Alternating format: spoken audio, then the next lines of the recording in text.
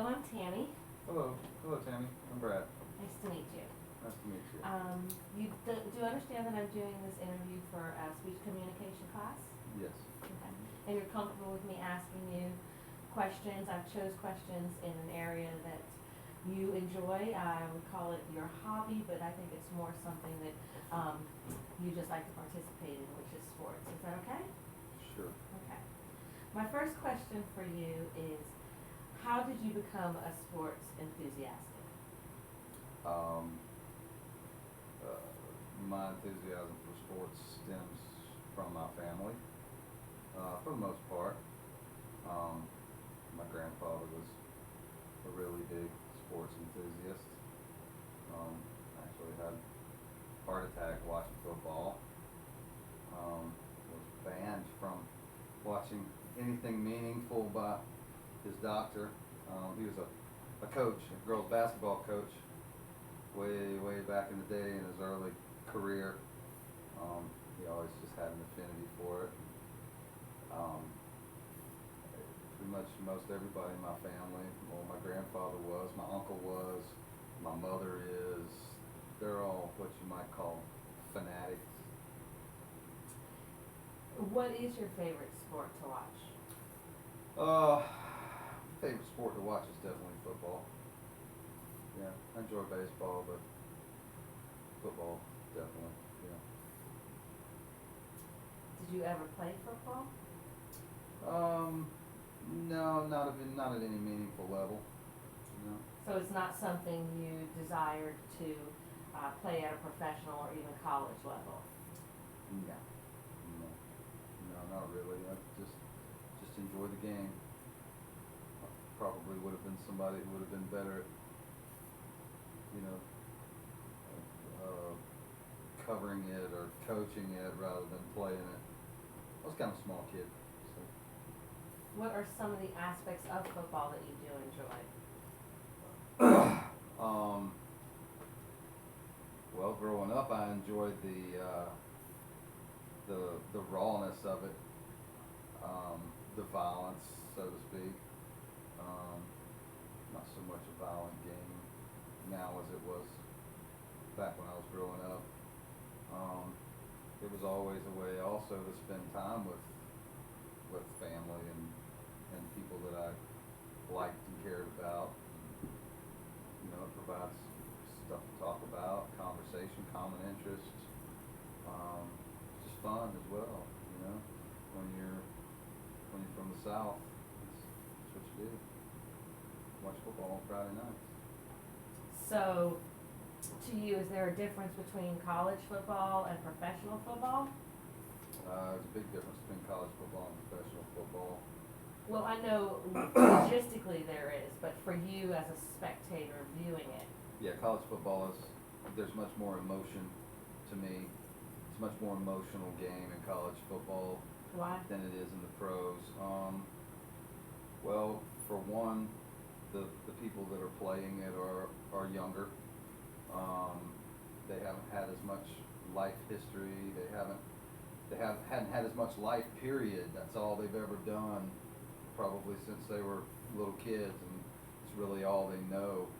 And you know, when you're at a college, let's say, you know, Florida State or Florida, Georgia, Michigan, Notre Dame, you know you have this huge fan base of people that just feed you all the time, and because of the fact that the beings in the game are much more emotional, than it lends to the game itself being more emotional. It's easier for, you know, regardless of how good one team is compared to another team, emotion always plays in. When, you know, there's more streaks, there's more ways for the tide to turn, as opposed to professional football. When you watch professional football, and you're watching a team that's, more times than not, when you're watching a team that's really good play a team that they should beat, then more times than not, they beat that team. In professional football. In professional football, it's not as emotionally driven or emotionally charged. The players are consistently better across the board. There's not as much weakness. There's not as much room for error. Not to say that it doesn't happen.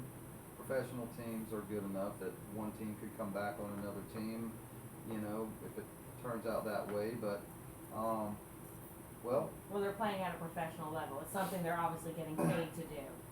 I was just thinking about the other day, one of the biggest differences between college football and professional football is a field goal kicker. A field goal kicker in professional football, 9 times out of 10, 30 yards, 35, 40, 45 yards, they're going to make that kick. That's a solid 3 points. That's what they're paid to do. That's what they're paid to do.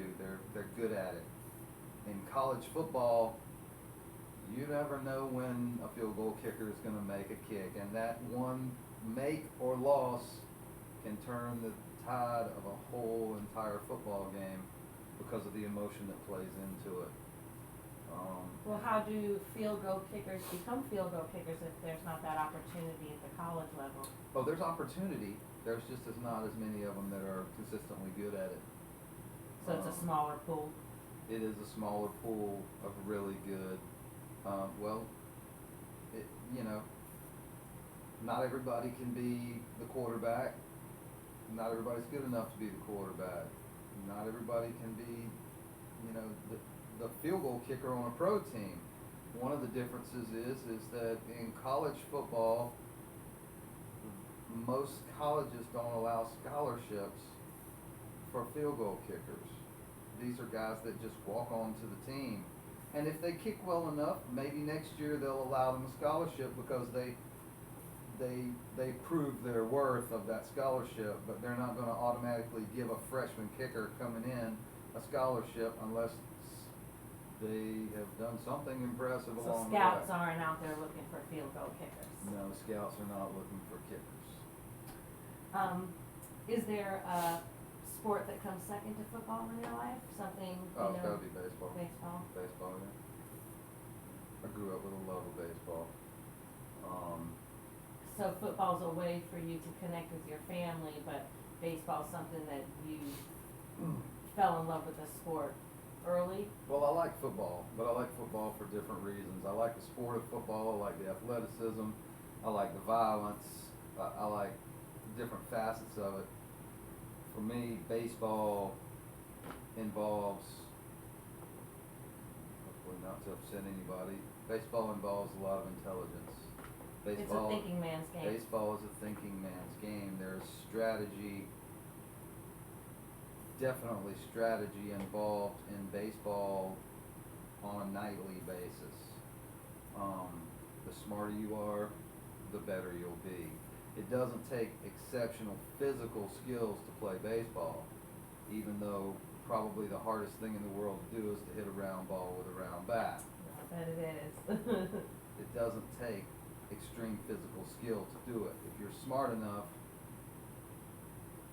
then generally you can figure it out and you can make it happen. Not that skill and talent doesn't help. And that being said, in some sports you can survive on talent alone. In baseball you can't. Is there a sport that you would say is your least favorite, that you don't care to watch, that it doesn't engage you, that...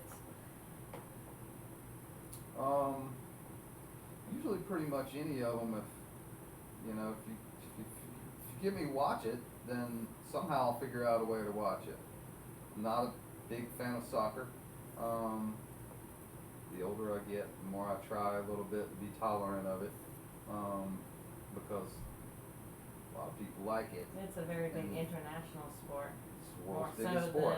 More so exactly World's than biggest sport. football here in America. Just not here, yeah. And I mean, you can go into the reasoning for that and why it is, but because kids grow up when they're little and they play soccer. All of them play soccer, and then somehow at 9 or 10, the sport doesn't exist anymore, and and they've moved on to baseball or football or basketball or something more mainstream. And that's mostly because that's an American thing. That's an American not thing. A international thing. Well, for one, because in America, eh, you don't grow up rooting for the biggest soccer stars in America, because there really aren't any.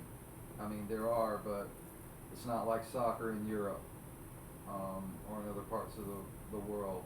The guys that play soccer in Europe are the Michael Jordans.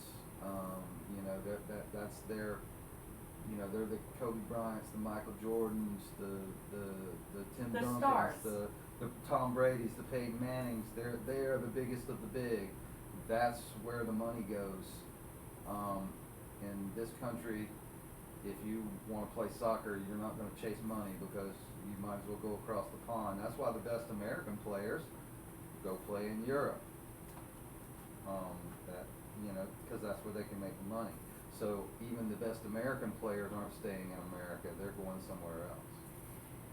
Is there any one sporting event that stands out to you, whether you've attended it or witnessed it on TV, but something that is very memorable to you that you just will not forget? It evoked a feeling, you know, goosebumps, you know, tears, just something that you were really excited about and lasting for you, a sporting event. Excited or just memorable? That's two different words. Okay, let's go with memorable. Memorable? I still remember the sound Joe Theismann's leg made when Lawrence Taylor broke it. Okay, well, yeah. Okay. And everybody knew that would be the last time that he ever stepped on a football field. Okay. That's the only time, I think, short of somebody dying, that I've ever seen something like that, where everybody in the world that was watching that knew that was the end of his career. Let's go with exciting then. A lot of exciting stuff. There's a lot of, I don't know if I can pick a single Yeah. exciting thing. Master Ski Tournament was pretty good for me when I went one year when I was young. My brother and I went, and it was very exciting and memorable, because it was something that we both shared a commonality in. But that's a whole nother thing. Water skiing we never even broached. But Right. I've seen so many great football games and basketball games and baseball games that I don't know if I could even pick one out. Well, I'd like to thank you for your time, and I'm gonna end with one question. If you could meet anybody that was a sports legend or is a sports legend that is either passed on or still in the world today, or even up and coming, just one person that you would like to chew on their brain for a little bit and figure, you know, ask some questions. Does someone come to mind for you? Probably Jackie Robinson. I'd kind of like to know, Because of the historic value of what he represented, or? because of the pressure he was under, kind of like to know how one person could handle that kind of pressure. Just in case the people listening at home don't know, could you just give us a little history about Jackie Robinson? Jackie Robinson was the first African American to play Major League Baseball, what we consider Major League Baseball. There was a Negro League at the time that was professional league, but he was the first African American man to actually infiltrate or come into what we would consider Major League Baseball. And at that time, Major League Baseball was far and beyond the most popular sport that there was, and probably like football is today. Football's taken that mantle, but What was the team he played on? he played for the Brooklyn Dodgers. Okay. And you know, a lot of people like to spin it, you know, one way or the other, but just the fact, regardless of who he was and what he did, one man supporting that much pressure and the way he did it is a remarkable And feat. invoking change. And invoking change along with, yes. Definitely. There were other guys who came in right behind him who also broke a lot of barriers, African American barriers, Hispanic barriers, but he was the first. He was the one that really carried it all. Well, I'd like to thank you for your time. It definitely taught me some things in this interview, so, that's it. I'd just like to thank you for helping participate in this speech communication class of mine, and I appreciate and value your time this evening. You're welcome. Thank you. Certainly.